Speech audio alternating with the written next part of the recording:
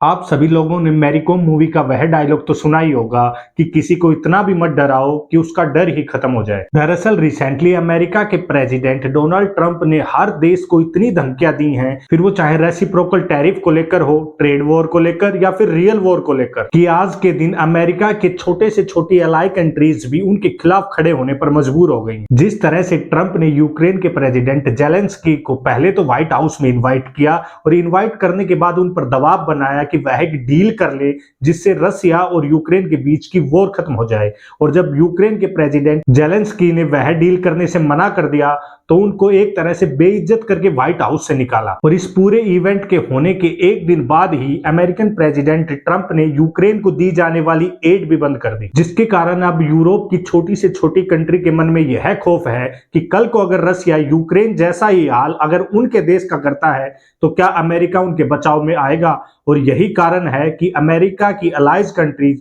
खुद नेटो की member countries भी अमेरिका के खिलाफ खड़ी हो रही हैं और फाइनली अमेरिका के खिलाफ जाकर यूक्रेन को सपोर्ट कर रही हैं। मैं कहूंगा ओपन सपोर्ट दे रही हैं। यहां तक कि अमेरिका का क्लोज एलाई कंट्री यूके, जो कि ना सिर्फ नेटो का मेंबर है बल्कि फाइव आइज कंट्रीज में भी शामिल है, वह भी अब ओपन सपोर्ट दे रहा है यूक्रेन को। इसके अलावा जर्मनी, फ्रांस, स्पेन, पोलैंड और नीदरलैंड जैसे देशों के लीडर्स ऑलरेडी सोशल मीडिया पर यूक्रेन को सपोर्ट करने का वादा कर चुके हैं। फ्रांस के प्रेसिडेंट ने ट्वीट करते हुए कहा कि हमें यह देखना होगा कि यहां पर जो एग्रेसर है वह रसिया है और विक्टिम जो है वह यूक्रेन है। और यही कारण था कि हमने रसिया पे कुछ सैंक्शंस लगाए थे और यह सैंक्शंस जारी रखने होंगे। ना सिर्फ रसिया और यूक्रेन कन्फ्लिक्ट पर जिस तरह से ट्रंप ने नेटो को लेकर अपना रुख साफ किया है, उससे यूरोपियन देशों के अंदर और भी ज्यादा डर बैठ गया है, क्योंकि ट्रंप का साफ साफ मानना है कि नेटो के अंदर वह सबसे ज्यादा रुपए देता है और पूरे यूरोप को प्रोटेक्ट करने का प्रॉमिस करता है, जिसके बदले में यूरोप अमेरिका को कुछ भी नहीं देता। जिसके बाद ट्रंप ने यह भी इशारा दिया है कि शायद एक पॉइंट ऑफ टाइम ऐसा आए जहां ट्रंप मजबूर हो जाए और अमेरिका को नेटो से बाहर निकाल ले। और यही कारण है कि यूरोप सोच रहा है कि अगर अमेरिका नेटो से बाहर निकलता है और नेटो खत्म होता है तो उसके बाद उन्हें रसिया से कौन बचाएगा। इसलिए उन्हें इकट्ठा होना होगा और अपनी प्रोटेक्शन खुद करनी होगी। यह तो बात है यूरोप की, लेकिन जिस तरह से ट्रंप अपने ही नेबरिंग कंट्री और मोस्ट फ्रेंडली और अलाई कंट्री कनाडा को एक तरह से हैरेस कर रहे हैं, वो तो एक नेक्स्ट लेवल एग्जांपल है। अपनी इलेक्शन कैंपेनिंग के दौरान ही ट्रंप ने बार बार कनाडा के उस टाइम के प्रेसिडेंट ट्रूडो को गवर्नर ट्रूडो कह के संबोधित किया था। और प्रेसिडेंट बनने के बाद भी ट्रंप कनाडा पर दबाव बना रहे हैं कि वह अपनी सोवरेनिटी छोड़े और एज ए यूएसए के 51th स्टेट शामिल हो जाए। आपकी जानकारी के लिए बता दूं कि यूएसए के अंदर ऑलरेडी 50 स्टेट्स हैं। जैसे हमारे देश के अंदर भी अलग अलग स्टेट हैं, उसी तरह यूएसए के अंदर भी स्टेट्स हैं। और 50 स्टेट होने के बाद अब ट्रंप चाहते हैं कि कनाडा यूएसए को ज्वाइन कर ले एज ए 51th स्टेट। ये सब देखने के बाद पूरी दुनिया का यह वहम भी खत्म हो गया कि क्योंकि अमेरिका एक डेमोक्रेटिक कंट्री है और दुनिया की फर्स्ट डेमोक्रेसी होने का दम भरता है, तो वह दूसरी डेमोक्रेसीज पर अटैक नहीं करेगा, उनकी सोवरेनिटी पर अटैक नहीं करेगा। The president says that he doesn't like me. He doesn't think that I'm a MAGA guy. I am not. It is true that I am Canada first. I am only for Canada. I'm fighting for the interests of this people and this country. And if that upsets foreign leaders, including the American president, I'm fine with that, because I have one job to do, and it's to fight for this country. And let me be also clear. We will never be the 51st state. We will be self-reliant, sovereign, and stand on our own feet. We will be an independent and a sovereign country, and I will always stand up for our flag and our people. Trump ने already Canada पर high tariff लगा दिए थे, जिसके बाद Canada के leaders ने भी उनको पूरी तरह से खुलेआम चुनौती दी। Allow me to address the unjustified tariffs that the president has now partially backed down from. My message to the president is this: knock it off. Stop the chaos. You are hurting your workers, your consumers, and most immediately destroying trillions of dollars of wealth on your own stock market.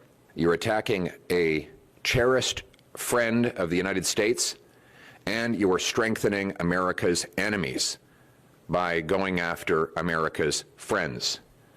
Stop tariffing our country and stop the monthly melodrama that is hurting our economies on both sides of the border. If you want American workers to have bigger paychecks and lower prices, then let's do more trade, not less. But if you choose otherwise, we will retaliate.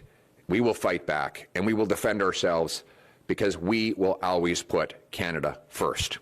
Trump और America के लिए मजाकिया बात यह है कि Trump ने जो टैरिफ कनाडा पर लगाए थे वो एक दिन बाद ही आधे से भी कम करने पड़े, क्योंकि कनाडा पर लगाए गए टैरिफ के कारण अमेरिका के अंदर ही इन्फ्लेशन रेट हाई होने लग गया, जिससे जो वहां के कॉमन पीपल्स हैं या मिडिल क्लास है उनको दिक्कत होनी स्टार्ट हो गई। यह सब देखने के बाद जहां पूरा यूरोप, चाइना, कनाडा, ऑस्ट्रेलिया, पूरी दुनिया के लगभग हर देश अमेरिका को जवाब दे रहे हैं, भारत एकदम चुप है। क्योंकि अकॉर्डिंग टू इंडिया ट्रंप को डील करने के दो रास्ते हो सकते थे, एक तो चाइना या पूरी दुनिया के और देशों की तरह खुलेआम ट्रंप को चुनौती देना और यह दिखाना कि भारत यूक्रेन नहीं है जिसे ट्रंप कहते हैं कि you don't have the card, क्योंकि India has all the cards in its pocket. फिर वो चाहे रशिया हो, ब्रिक्स हो, चाइना के साथ संबंध सुधारने हो, अलग अलग तरह से हम अमेरिका पर न सिर्फ दबाव बना सकते हैं बल्कि खुलकर चुनौती दे सकते हैं। और दूसरा तरीका था कि अमेरिका के साथ एक ट्रेड डील की जाए जिसमें इंडिया भी अपने टैरिफ कम करे और अमेरिका भी अपने टैरिफ कम करे,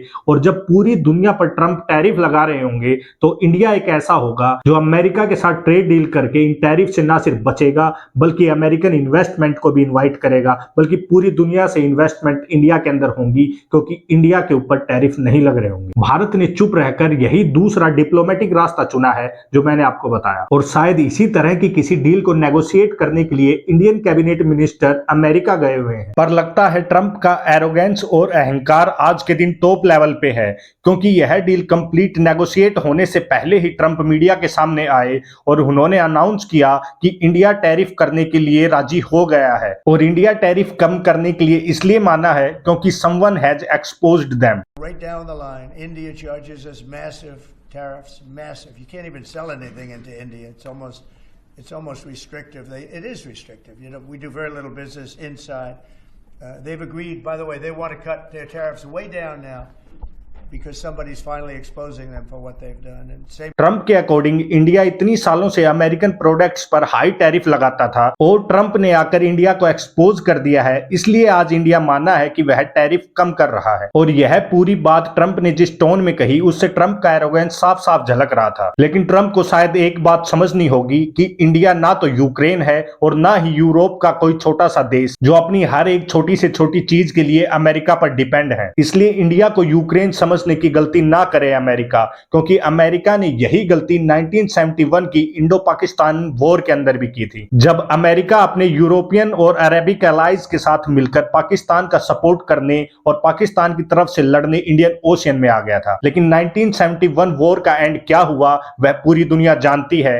1971 में पूरे साउथ एशिया की ज्योग्राफी बदल दी गई और एक नए देश का निर्माण हुआ जिसे आज पूरी दुनिया बांग्लादेश के नाम से जानती है।